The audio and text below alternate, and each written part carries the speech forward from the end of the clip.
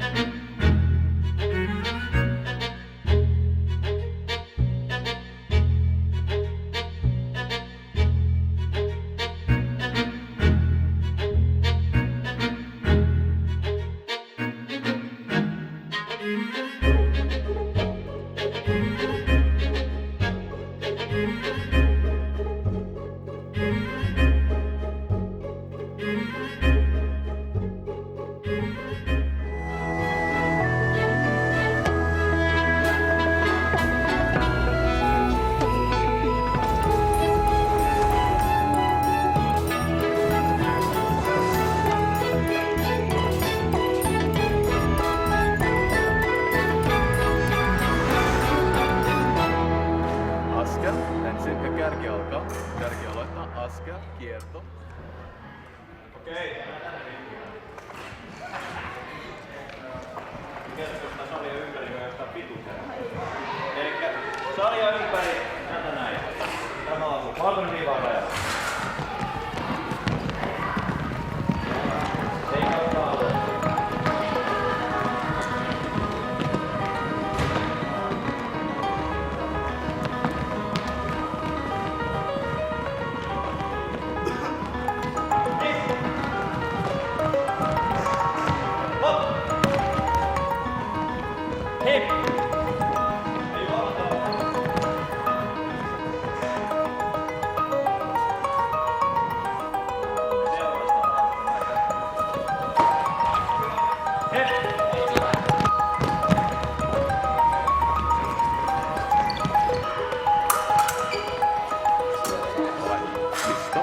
Hyvä nyt pidemmän. Ja syö. Va.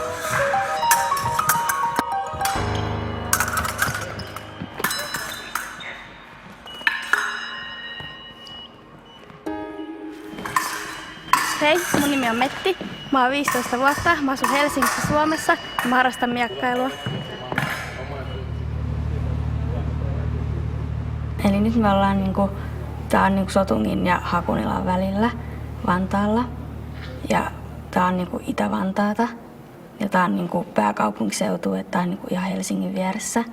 Helsinki on Suomen pääkaupunki ja sekin on Etelä-Suomessa. Mun mielestä Helsinki on aika iso paikka ja siellä on paljon nähtävää.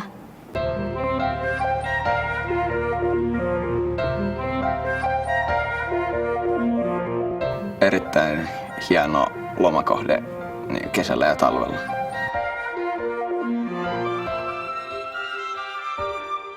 Meillä on Suomessa on hyvät vuodenajat vaihtoo. Okei, talvisin nyt tää saattaa olla jopa -20 astetta, joskus ehkä vähän enemmänkin. Ja sitten lunta saattaa olla metri jopa. Tää on kylmä.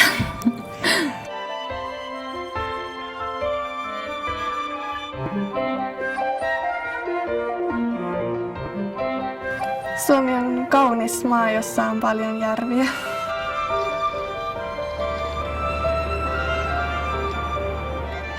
Mitäköhän tähän sanois? No, mä en tiedä, onko Suomessa nyt sinänsä kulttuurilla mitenkään hirveän erilaista kuin muualla. Täällä on kaunis luonto ja silleen mukavia ihmisiä, jotka kuitenkin yrittää auttaa välillä toisiaan, vaikka ei ole hirveän sosiaalisia kuitenkaan.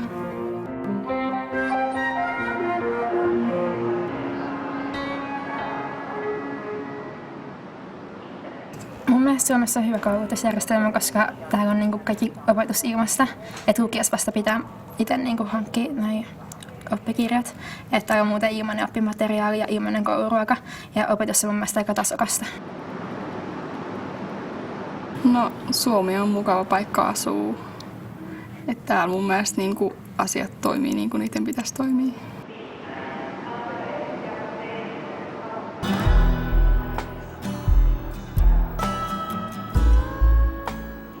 Suomessa on vähän asukkaita verrattuna pinta-alaan.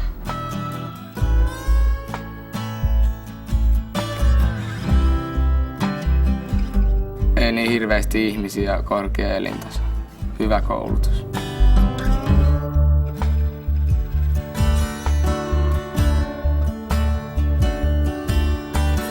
Täällä on aika paljon ulkomaalaisia ja täällä voi törmätä eri maalaisia ihmisiä ja sitten täällä on mun mielestä aika kiva asua ja täällä on ihan hyvä julkinen liikenne. Ei ole silleen, että puuttuisi jotain.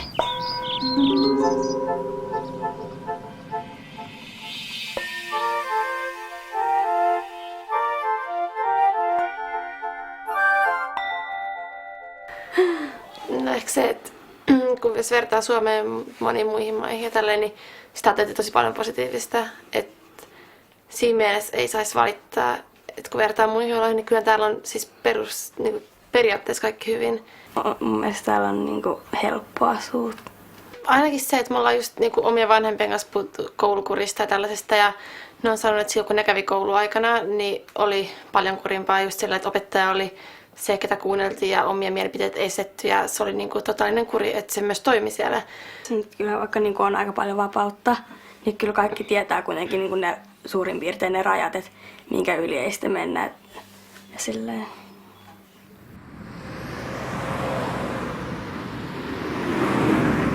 Jos me tarkastellaan Suomen historiaa ja pohditaan, mitkä tekijät on taustalla Suomen koulumenestykselle tämän päivän maailmassa, niin on varmasti syytä pohtia meidän taustoja, minkälaisista olosuhteista suomalaiset ovat lähteneet liikkeelle. Suomi on ollut hyvin köyhä maa. Suomi ei ole aina ollut teknologian kärkimaita ja kehityksen suuria innovaattoreita. Moni suomalainen perhe eli Suomen itsenäistymisen aikoina suuressakin köyhyydessä ja monellakaan ei vielä ollut mahdollisuuksia koulutiehen. Mutta samalla suomalaiset ymmärsivät hyvin tarkasti sen, että pienenä kansakuntana, pienenä maana, pienenä väestönosana meidän täytyy päästä sivistyksen pariin. Meidän täytyy sivistää toisiamme ja mahdollistaa koulutie jokaiselle suomalaiselle. It has a long history. Even in the 1800s, it was very important for parents that their kids learn to read. And actually, we had a habit that time that it was not possible to get married without this reading comprehension. It was really important to learn to read. So teachers has been a long time important persons in Finnish villages and this is the historical background. It's important to remember that our independence is only less than 100 years, and in that process, to get self-confidence as a nation, teachers has served a very important role, and we can still today see it and feel it that teachers are highly respected professionals and they are really trusted persons in Finnish society.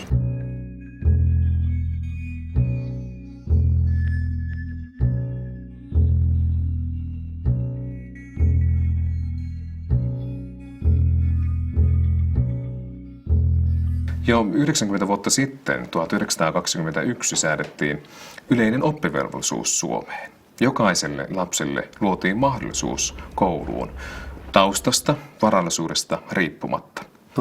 Mä uskon, että siinä vaiheessa, kun Suomessa alettiin miettimään sen eriyttävän kansakoulujärjestelmän sijaan jotain sellaista järjestelmää, jossa kaikki oppilaat käyvät aika pitkälle sen saman linjan, huolimatta siitä, että minkälaisesta yhteiskuntaluokasta tai taustasta he tulevat. Tässä järjestelmässä pidetään kaikki mukana. The main decisions dealing with teacher education and compulsory school they were made in the 60s and implemented in 70s, so almost 40 years tradition. From that it has followed that Finland has invested a lot on teacher education, and we moved teacher education to university level and set master degree, the minimum requirement already on 70s, and that was really exceptional in that time. And afterwards we are not having so many changes. So, and this is also dealing with our political system. We have 3 or 4 big parties. So, and it's not possible to have a government without somebody is continuing, maybe some is changing, but almost at least one is continuing, even 2 is continuing in the new government. So they are not blaming the old system while we have elections so much, because they have to continue about the same policy they have had. So it's very slowly changes we are making. It's very long-term policy. We put things in action, so we are implementing the ideas and not asking so many questions. This is our way.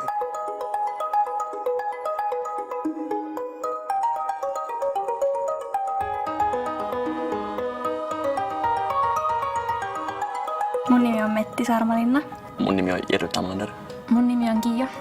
Olen 16-vuotias. Mä oon 9. luokalla Sotungin koulussa. Mun nimi on Elina ja mä oon Elli Eskelinen. Olen 16-vuotias. Mä oon 9. luokalla. Mun nimi on Elina Nyholm.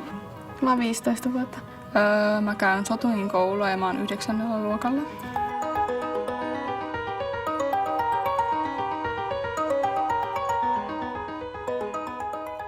Suomessa on hieno asia ilmainen peruskoulu.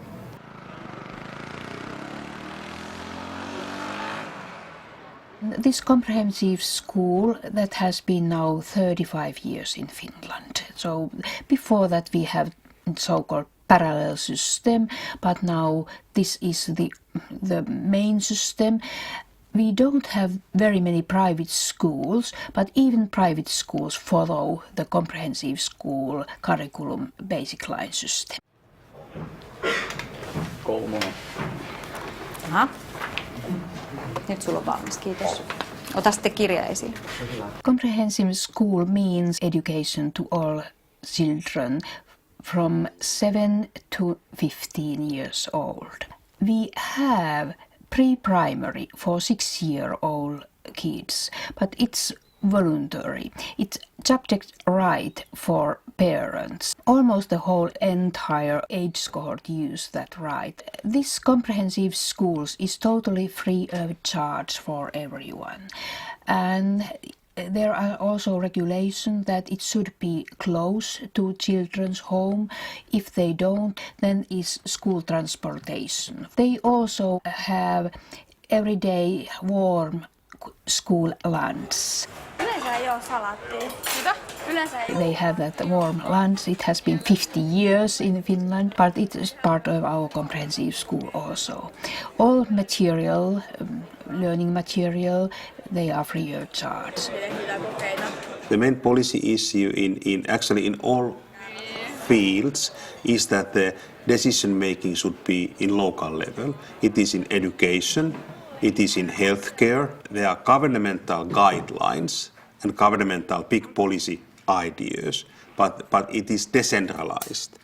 According to this idea, the municipality, they are hiring the teachers. And the municipalities, they are collecting the tax money locally, and they should make clever decisions to their area.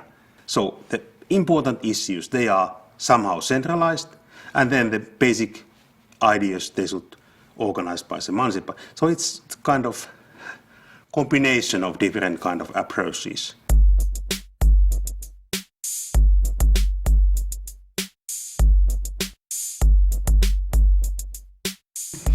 Mun nimi on Aino. Mun nimi on Eino. Mun nimi on Miranda. Ja mun lempinimi on Mira, mut siis et kaikki kutsuu yleensä Miraksi. Mä oon 15-vuotias. Mä oon 16. Mä oon 9. luokalla ja mä oon 16 vuotta. Ja aloitetaan siis tätä oppituntia, kuten todettu, niin normioppitunti muuten, mutta tänään siis annetaan ohjeistus ja aloitetaan työskentely ensi viikkoa varten. Ja ideanahan on se, että miksi me nyt tähän panostetaan nimenomaan 2 viikkoa, on se, että oikeasti oppisit tajuamaan, että mitä se väittely on. Ja me ollaan valittu yksi tosi tärkeä kemiaan liittyvä väittelyaihe.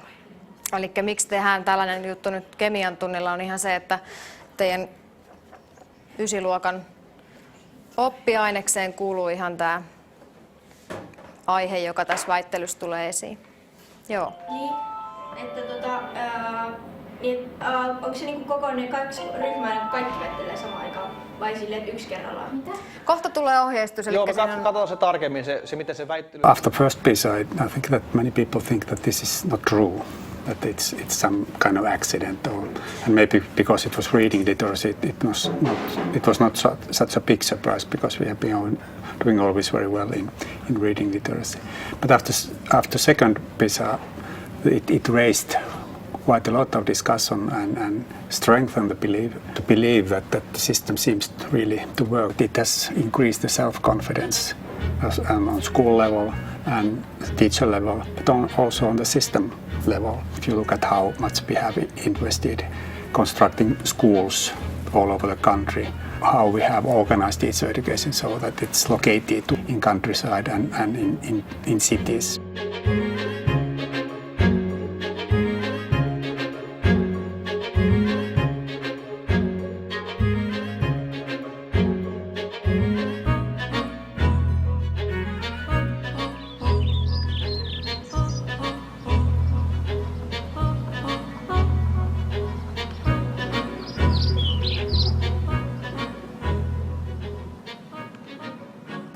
Suomeen on tullut paljon viime aikoina maailmalta opettajia, tutkimusprojekteja tutkimaan Suomen PISA-menestyksen salaisuuksia.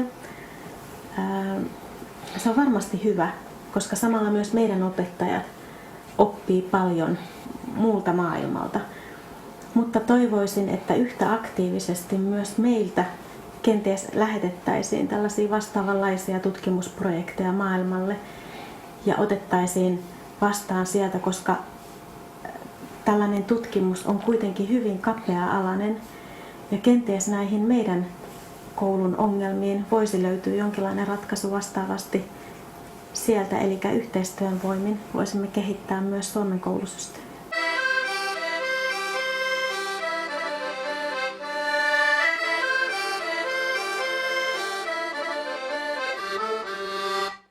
Ja mitäs luulisitte, jos ajatellaan Vantaata, niin miten laaja vaikutusalue Vantaalla on? Eli mitä paikkakuntia voisitte sanoa, että mistä ihmisiä käy vaikka töissä täällä Vantaalla? Mitäs kuntia voisitte sanoa? No Helsingistä käy, kyllä. Mitäs muita? Lähikuntia tiedätte, josta käy ihmisiä töissä Vantaalla. No vielä tulee Tuukalle mieleen. First of all, in Finland, we don't have so big differences between social classes. So that I think that's the major difference when comparing to some other countries. And that means that there is not either so big pressure to get to some other class what in other countries can have, but certainly education have been important social class movement factor. I think that Finnish people respect for learning and education. The aim is that children have good education, but it doesn't mean that those aims would be only to get university, higher education place, for example, MIT or some very prestigious university.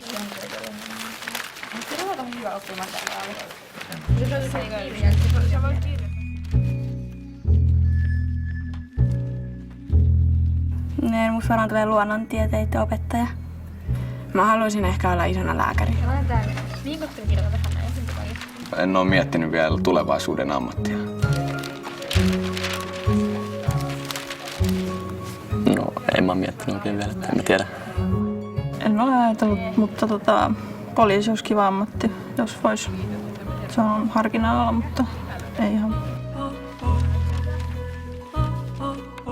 Mä en vielä tiedä yhtään, että mikä mä haluaisin tehdä isona, mutta jotain luovaa työtä.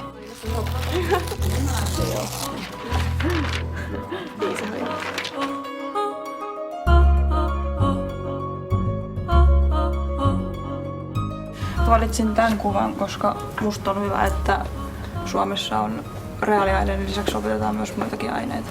Joo, eli se kuva meidän opettajia täällä koulussa, niin ne on tosi ammattitaitoisia ja hyviä opettajia.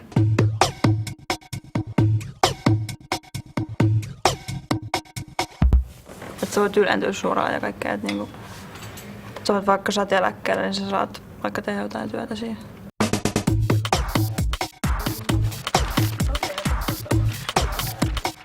Okei, mä laitan tänne tämän kuvan, koska Suomessa niin koulussa käytetään kännyköitä tosi paljon ja kuunnellaan niin musiikkia tunneilla, niin se on niin huono asia. Mä valitsin tänne tämmöisen kuvan, koska meillä on Suomessa hyvin korkea elintaso ja se kertoo meidän korkeasta koulutuksesta. Mä laitoin nämä kirjat tänne, koska Suomessa on peruskoulussa ilmaiset ja hyvät oppimateriaalit. Joo, eli mä laitan tämän kuvan tänne sen takia, koska Suomessa on tasa-arvo ja kaikki saa koulutusta.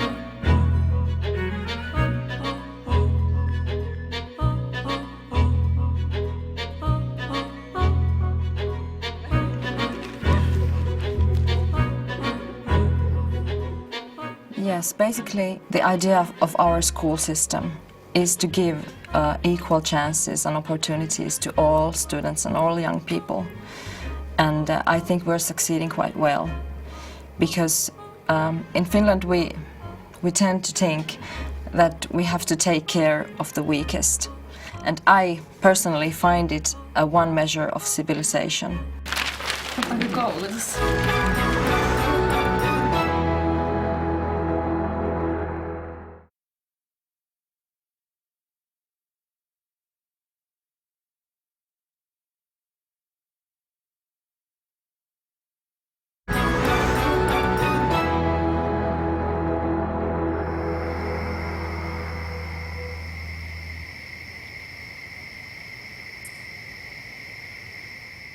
No ehkä just se, että niinku vaikka talvisin kun menee kouluun, niin alkaisi ehkä vähän niinku myöhemmin ne tunnit niinku aamulla, ettei ole menisi ihan siinä pimeimpää aikaa.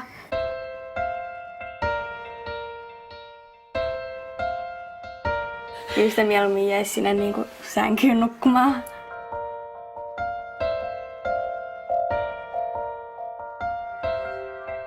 Eka mä herään aamulla, sitten mä syön aamupalan mun siskon kanssa.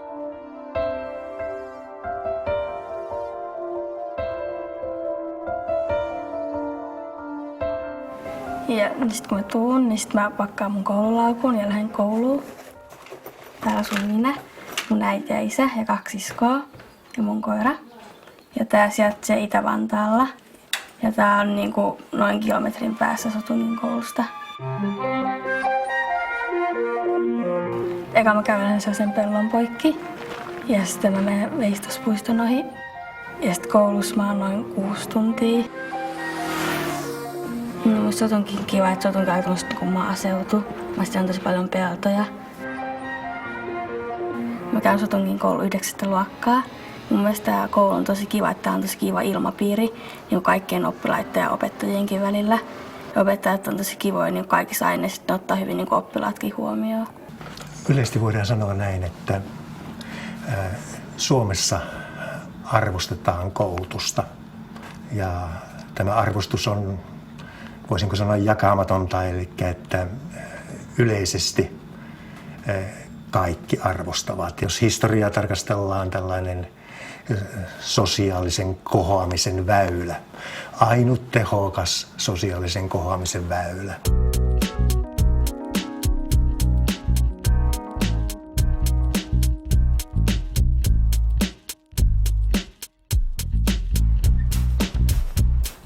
Kansainvälisestikin verraten myöskin nuoret arvostavat Suomessa koulutuspalveluja edelleenkin varsin korkealla. Tämä suomalainen koulutusmyönteisyys on varmasti kansainvälisestikin merkille pantava.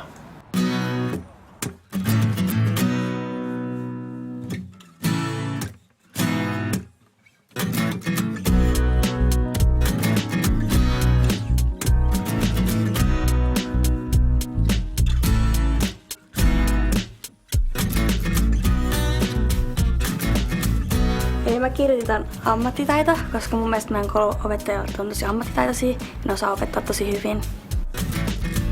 Mä kirjoitin sanan hauska, koska mun mielestä opettajat meidän koulussa on hauskoja ja rentoja. Mä kirjoitin sanan positiivinen, koska kaikesta huolimatta opettajat yrittää aina olla positiivisia. Mä kirjoitin tämän sanan tieto, koska meidän koulussa opettajat tietää paljon asioista ja ne jakaa sitä tietoa myös meille. Mä kirjoitin kannustava, koska meidän koulussa opettajat on kannustavia ja ne haluaa, että oppilaat onnistuu. Mä kirjoitin ton sanan järkevä, koska opettajat antaa oppilaille järkevää esimerkkiä. Mä kirjoitin kunnioituksen, koska mun mielestä opettajan pitää kunnioittaa oppilaita, jotta saa oppilaat kunnioitusta.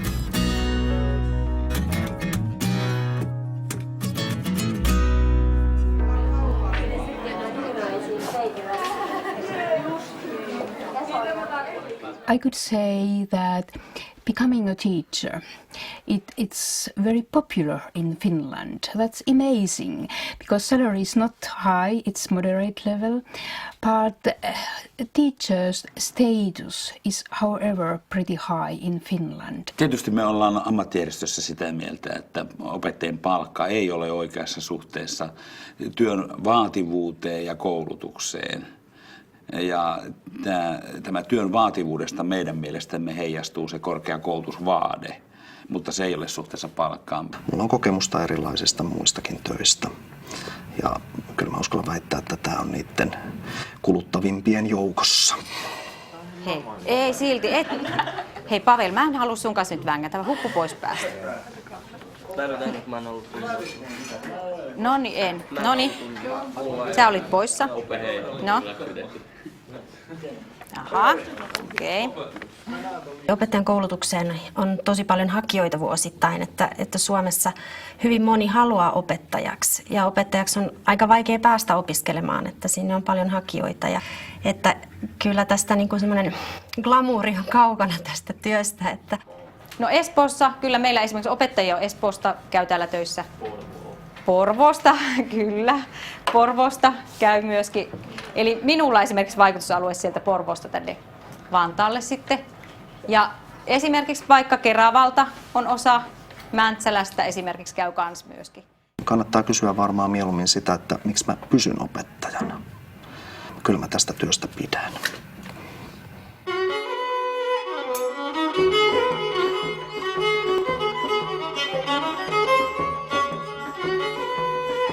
Mun mielestä opettajilla on kauhean hyvä palkka, joten sen takia ne on siinä työssä vaan syy, jos niitä oikeasti kiinnostaa se työ, joten ne tekee enemmän oppilaittensa hyväksi. Niin, että se on varmaan Suomessa ihan keskiverto ammatti, koska se palkka on ihan ok ja siinä on pitkät lomat. Business life is not so stable, but schools are rather stable. When you get a job, then you have a permanent job. Long summer holidays, somebody is saying that you have a 3-month summer holiday, almost 3 months. It's nice. For primary school teacher education, there are 120 places we are filling in our selection. And this year we had 2,500 applicants to these 100 places. So 20-25 times more or something like that.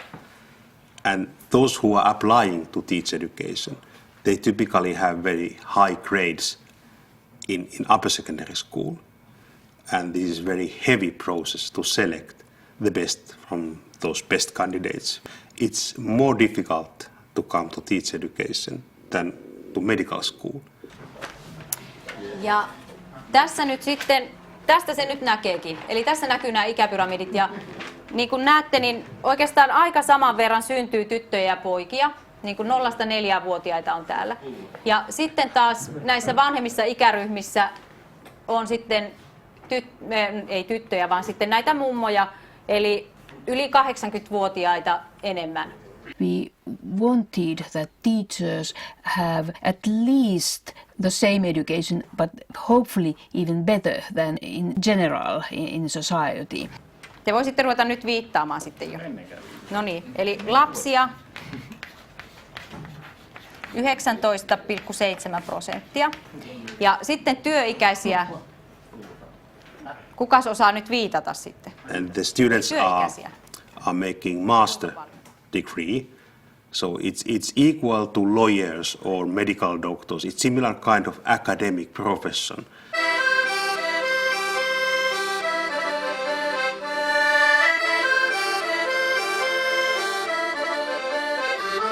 Joo, että me Suomessa pitää niinku olla ihan korkeakoulututkinto siihen, että se päästä opettajaksi, niin se tuo kyllä tosi paljon pätevyyttä siihen opettajan työhön. Kyllä mun mielestä aika moni niin haluaa mennä opettajaksi, joten niin sinne on vaikea päästä.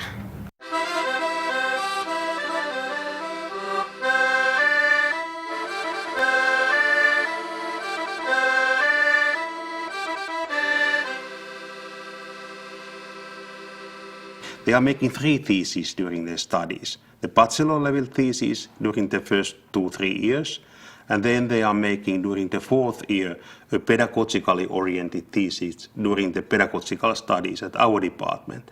And some students are continuing this thesis in their master level thesis. We hope that they internalized the idea what is research-based teaching, and that means that they see their own work in schools, how researchers see their work in laboratory. And in primary school teacher education, the main subject, the major subject is education or educational psychology. They can decide themselves. And this means that the emphasis is in education, how to educate young people, how to help them to learn the basic skills, the cooperative skills, the skills for creativity and things like that. Actually, we are not teaching at all the content. We are teaching kind of pedagogical content knowledge. Toinen väite on se, että ihmiset toiminta nimenomaan tekee sitä, mutta toinen puoli pitäisi pystyä väittämään ja perustelemaan ja argumentoimaan se, että itse asiassa luonnon omat ilmiöt aiheuttaa sitä lämpenemistä enemmän. Joo, Pekka, miten tuo liittyy kemiaan? Hyvinkin paljon. The philosophy in secondary teacher education is different. And they start with the subject studies, and they are typically studying the first 2-3 years the subject. They maybe have some visit to schools and some orientation to school life. But the main studies in pedagogy, they start during the 3rd year. They have, from the first beginning, very strong emphasis what is teaching profession and what is the moral code of teaching profession, so that they internalize the idea that teachers have strong social role. They are influential people when we are speaking the future generation. Samalla tavalla kuin politiikassa, niin kun niillä on poliitikolla joku mielipide, että ne ajaa jotain asiaa eteenpäin, sitten tulee kriittinen kysymys kautta kommentti joltain vastapelaajalta tai vastapoliitikolta, niin kyllähän ne ei koskaan niin sanotusti jäädy, ne poliitikot. Kyllä niillä löytyy aina jostain jotain sanottavaa, ja ne ei koskaan tavallaan tuo sitä omaa asiansa esiin sillä tavalla niitä negatiivisia puolia, vaan ne keskittyy aina siihen positiiviseen, koska sehän jää ihmisillä sitten mieleen se positiivinen kuitenkin. Hei, laittakaa se purka pois. So, the subject knowledge is not enough, pedagogical knowledge is not enough, but how to combine. And inside the pedagogical studies, we have also teaching practice.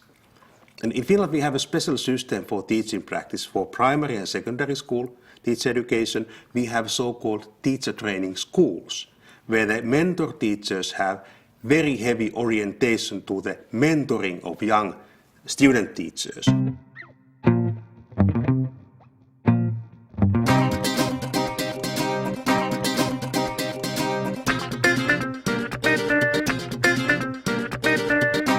Opettajilla on aikamoinen vapaus tosiaan sen opetussuunnitelman sisällä toimia. Ja meillä on hyvin vähän mitään valvontasysteemiä, eli opettajiin luotetaan heidän ammattitaitoja, heillä on korkea koulutus, niin täytyy uskoa, että he tekevät sen työnsä niin kuin kuuluu. Pienenä vinkkinä, että nämä otsikot, mitkä meillä on näissä väitteissä, niin siellä on muutama vinkki, että mihin osa-alueisiin, Jonna, mihin osa-alueisiin kannattaa perehtyä. Tai mitä siihen osa-alueeseen ehkä liittyy, että mitkä on sellaisia niin hyviä argumentteja, mitkä puoltaa sitä väitettä. Niin ihmisen toiminnassa niin siellä ilmastonmuutokseen vaikuttaa kaikki päästöt, saasteet. And Finnish teachers feel that they have a lot of power, responsibility and decision-making possibilities. This means that they can themselves decide what they teach. So then you can concentrate and you have time for discussion and learning.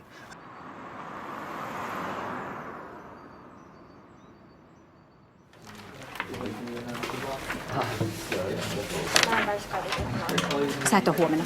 Joo, no se on. Joo, ei se mitään. Joo. Että mä koulutuksen, sen oman näkemyksen kautta pystyn tekemään valintoja. Tietysti se opetussuunnitelma mielessä pitäen, mutta toisaalta mulla on aika hyvät eväät myös niin sanotusti koetella niitä rajoja, ehkä venyttääkin. En mä koe sillä tavalla, että mulla olisi niin kuin mitään selkeästi rajattua aluetta. Sivut 6-7 sieltä oppikirjasta ja sieltä löytyy sitten niitä kaupunkeja.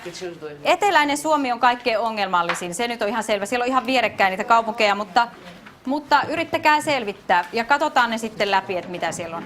This freedom certainly means that they are also very accountable. Being accountable means that they have to know what is national frames. Mutta laitetaan tästä nyt sitten, onko sulla vihko mukana?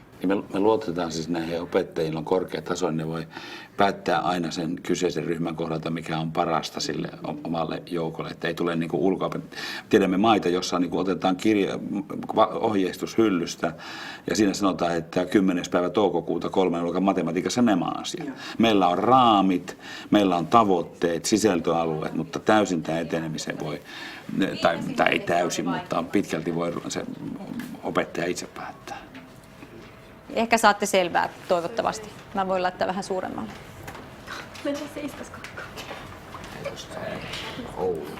Opetustoimi tai sivistystoimi, niin kuin me täällä Suomessa kutsutaan, niin antaa meille kehykset.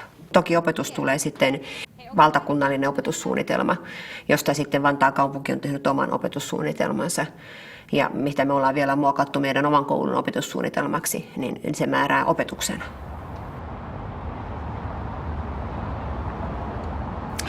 Opetusalan ammattijärjestö OAJ on Suomessa ammattijärjestö, johon kuuluvat kaikki opetusalalla työskentelevät opettajat, rehtorit ja myöskin opetustoimen ja sivistystoimen johtajat kunnista, aina yliopistoihin saakka.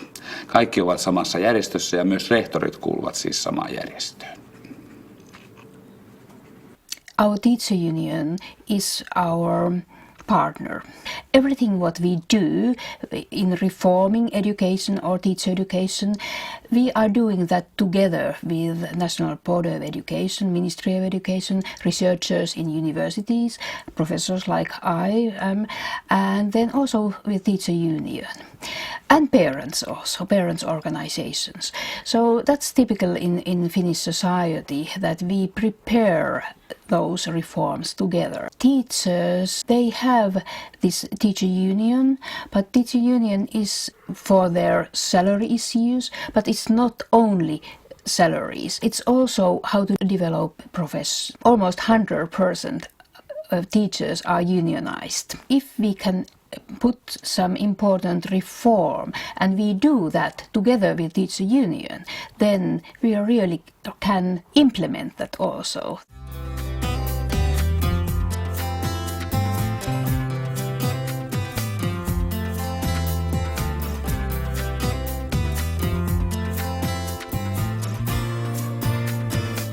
Tämä on sen verran iso koulu, että en opeta ollenkaan, mutta niin mulla on pitkä kokemus opettajana ja kävin hallintokoulutusta sitten opettajana ollessani ja sitten sen jälkeen. Niin meillä Suomessa ei ole erikseen pelkästään rehtorikoulutusta.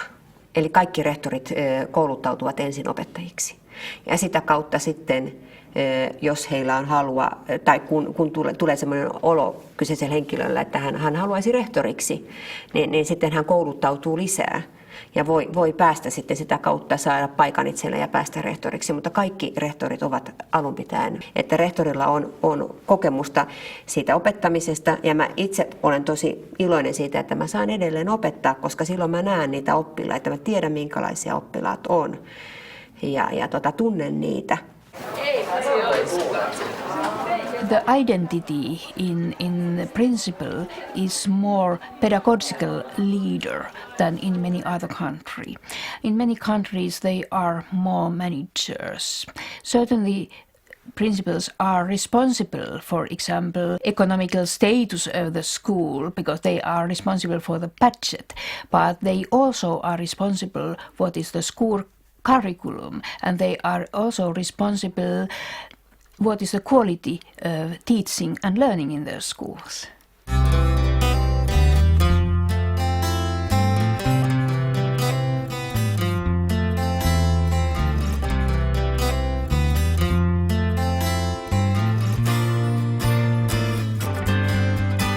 We have in schools, we call them teachers for special needs kids, and these teachers are helping if there are difficulties in reading or writing or they have some behavioral difficulties. Usually they provide some extra help. Students can continue in the normal class. Opettajan koulutus Suomessa, siihen on aika monta tietä, mutta esimerkiksi mä olen itse käynyt niin, että ensin opiskelin yliopistossa 5 vuotta luokanopettajakoulutuksen ja sitten menin töihin. Ja töitten ohesta sitten niin kuin luin siinä rinnalla 2 vuotta vielä niin kuin tämä erityisopettajan tutkintoa, että se on niin kuin tavallaan tuplatutkinto, että siihen pitää vielä sen perusopettajakoulutuksen päälle sitten käydä tämä 2-vuotinen erityisopettajan tutkinto. Well, I think that special teacher has to be patient, very patient, because the children that I teach or the young people that I teach, they don't learn so fast or they can't behave the way the others can. So I need to be patient because if I rush, nothing will happen. Semmoisten oppilaiden kohdalla, joilla on nimenomaan ne ongelmat siellä kotitaustassa tai sitten ne voi olla psyykkiset tai esimerkiksi just tämä häiriökäyttäytyminen on hyvin yleistä, että heillä ei niin kuin varsinaisesti ole näitä oppimisen ongelmia.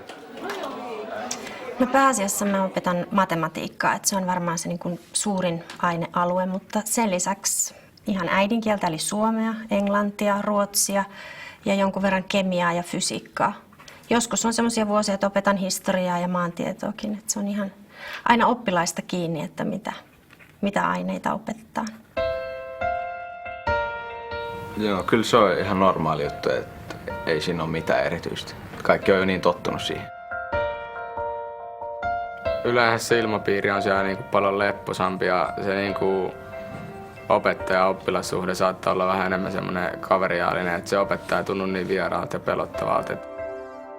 No se opettajahan on muutenhan niinku tavallinen, mutta silloin enemmän aikaa niinku keskittyä sen niinku tietyn oppilaan ongelmiin. When I used to work as a teacher in arts and crafts, I learned and got used to split the instructions into small pieces. And that's what special education also is. I have to give small portions of knowledge that gives the kids a possibility to learn better. I think that special education rises up the results in PISA. And because we really put effort to our weakest.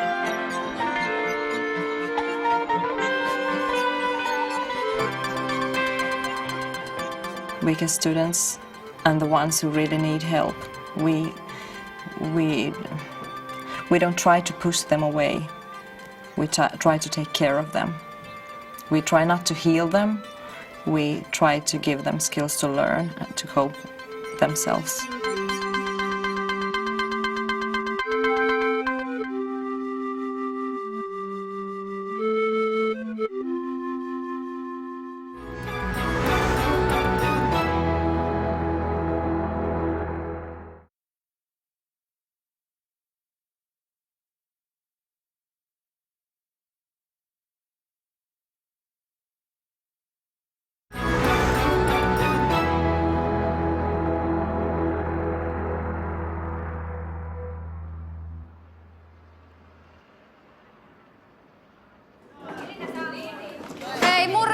Saa kokea, jos haluaa, niin nytten.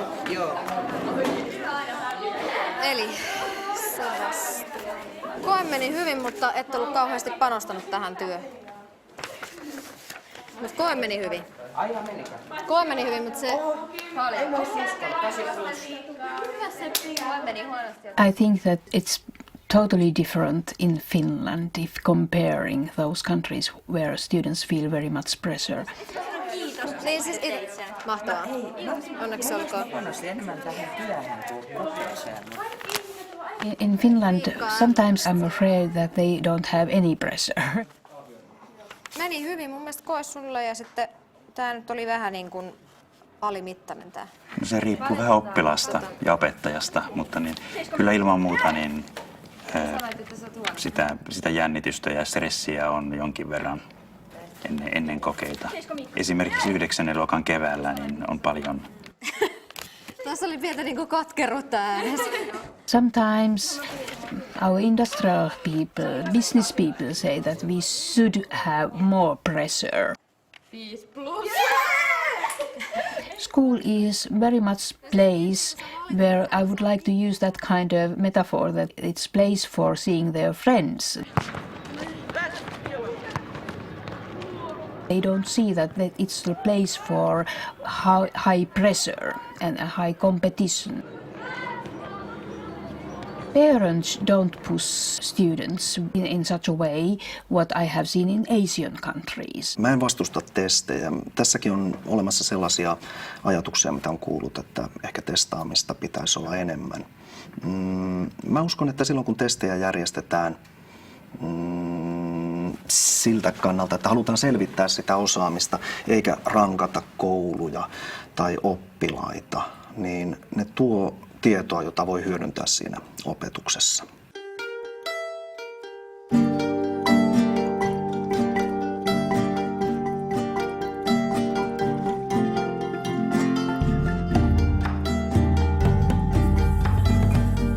Metti on nykypäivänä erittäin oma-aloitteinen koulunkävijä. Eli alun perin, kun Metti aloitti koulun, niin muutama ensimmäinen vuosi tehtiin Metin kanssa läksyjä yhdessä ja opiskeltiin oikeastaan kuinka läksyjä tehdään ja autettiin niissä. Nyt sitten yläasteella niin Metti on enemmän ottanut itse vastuuta opiskelusta ja nyt tosiaan 9. luokalla niin on täysin vastaa itse. Kyllä näkisin, että Metti on hyvin itsenäinen opiskelija, kantaa täysin itse vastuun koulunkäynnistään ja tulosten mukaan ihan kiitettävästi. Sen lisäksi vielä koulun käyntiin käytetty aika niin ei ole kuitenkaan niin suuri, että Metillä ei jäisi aikaa harrastuksiin ja myös sitten sosiaaliseen elämään kavereiden kanssa.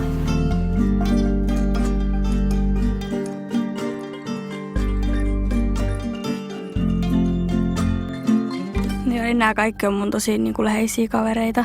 Että mä oon iten tosi paljon vapaa-ajallakin. In Finland, I think that parents trust very much that school do its work. I have to say that there are also tensions, but we try to see the most cases how we could do something that students could have better learning opportunities.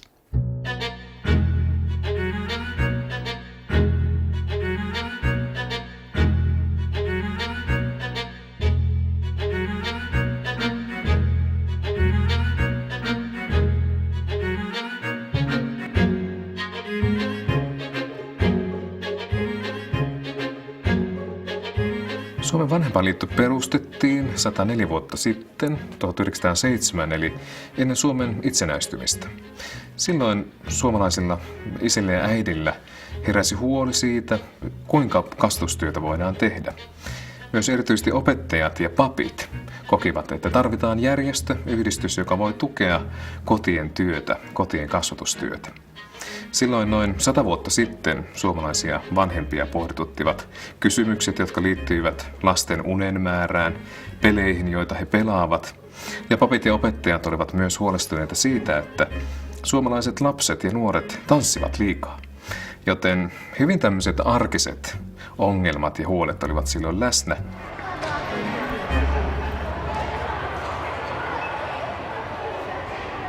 Jotkut vanhemmat ovat hyvin aktiivisia näiden tapausten lisäksi vielä, ottavat yhteen ja ovat hyvinkin vaativia, osaavat heittäytyä hyvin hankaliksikin välillä.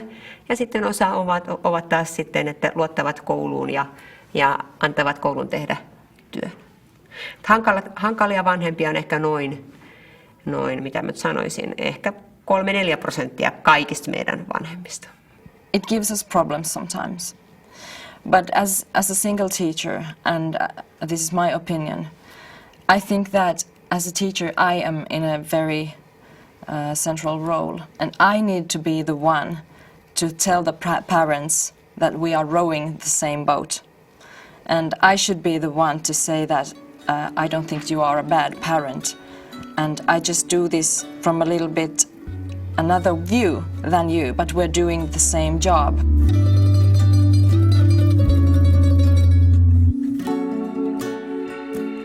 Nämä tutkimustulokset ovat ihan tuttuja. Niistä on ollut paljonkin Suomen mediassa. Ja kieltämättä se oli hieman yllättävää. Mutta jos mietitään syitä tähän menestykseen, niin varmaan yksi sellainen on meidän yhteiskunnan koko, tasavertaisuus ja koko tämä peruskoulusysteemin tasavertaisuus läpi Suomen. Eli koulujen opetussuunnitelmat toteutetaan täysin tasavertaisena ihan Pohjois-Suomesta eteläisimpään kolkkaan, sekä tietysti opettajien korkeakoulutustaso. Mutta se, mikä varmasti näkyy vasta hitaasti ja vasta lähitulevaisuudessa, on nimenomaan tämä yhteiskunnan eriarvoistumisen mukana tuomat ongelmat. Riittääkö enää opettajien ammattitaito ja resurssit koulussa kattamaan tämän ongelman mukanaan tuomat opiskelun häiriötekijät?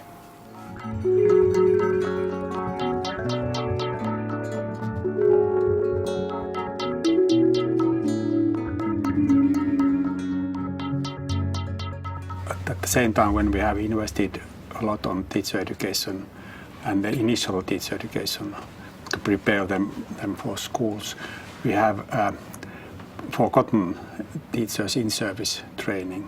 It's not well organized, I must say.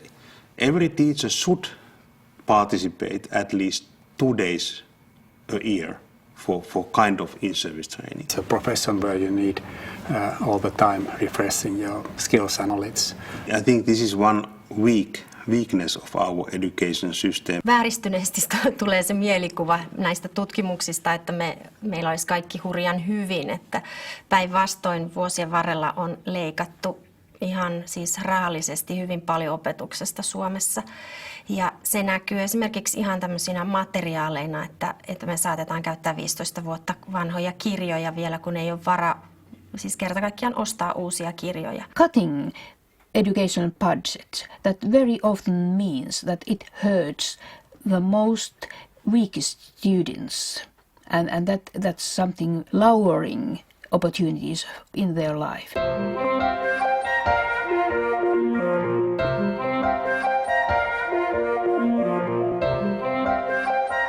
Tämä on ehkä huono aika tulla kysymään tämmöistä kysymystä, kun kesäloma on edessä ja 3 viikkoa ja aurinko paistaa ulkona, mutta marraskuussa niin tilanne olisi voinut olla vähän toisenlainen.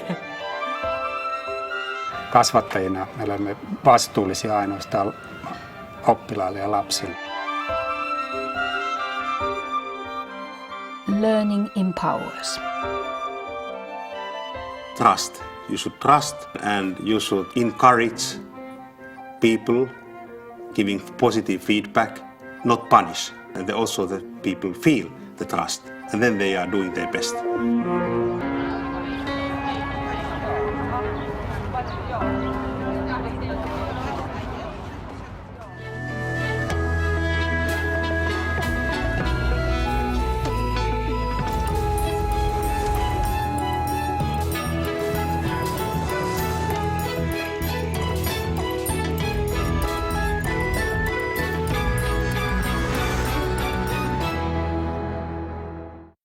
Uma parceria SESI, uma iniciativa da CNI e Canal Futura.